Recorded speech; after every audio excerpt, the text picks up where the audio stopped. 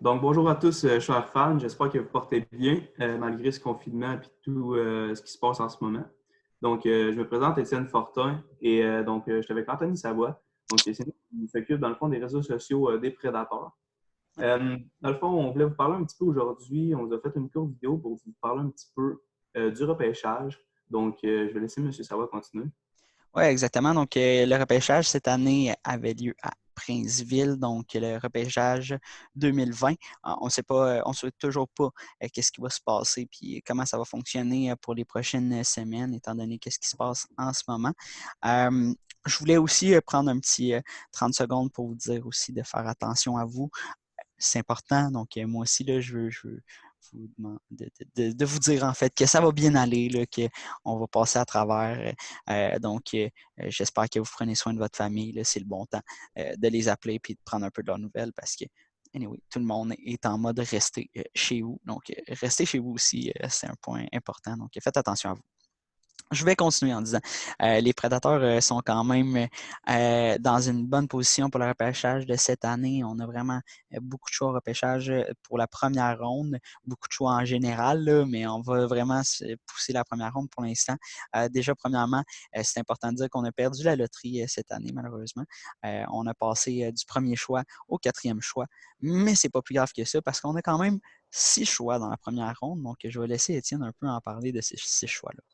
Oui, donc comme tu as dit, dans le fond, on a 6 choix au niveau du repêchage. Donc, il va y avoir le quatrième, le septième, le huitième, le onzième, le douzième, ainsi que le treizième choix.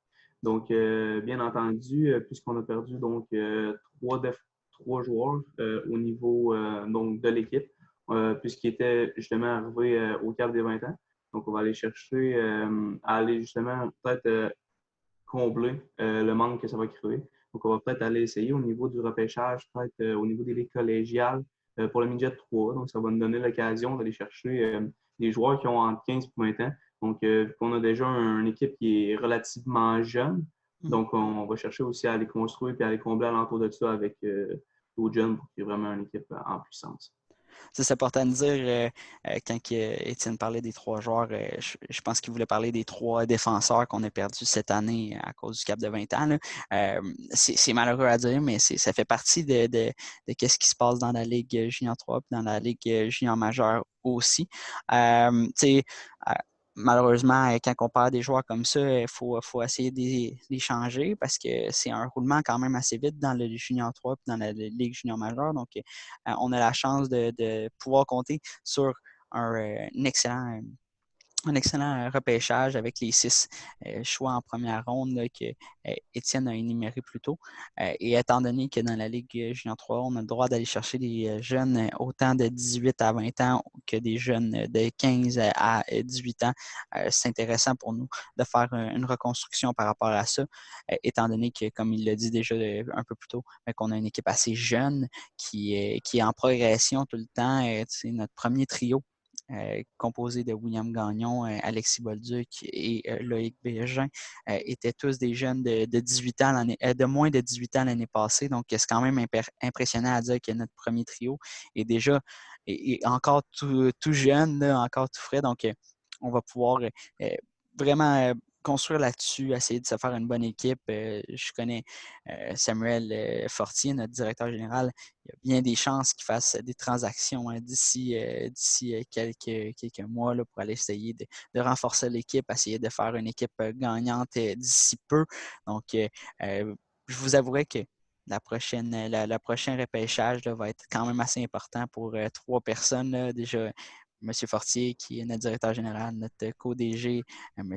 Marc-André Hull, ainsi que notre recruteur en chef, Dominique Marcel. Là, ils vont avoir beaucoup de choses à faire cette journée-là. Ils vont avoir beaucoup d'appels, à mon avis. Donc, ça va être une belle chose à garder en tête. C'est bien entendu. Parfait. Donc, écoute, je ne sais pas si tu avais d'autres choses peut-être à rajouter là-dessus. Moi, je pense qu'on a fait un peu le tour. Là. C'est sûr que vous allez être mis au courant quand même Parfait. Donc, prochainement. exactement. Donc, restez à l'affût sur les réseaux sociaux, donc Instagram, Twitter et Facebook. Il faut aussi aller sur notre site Internet.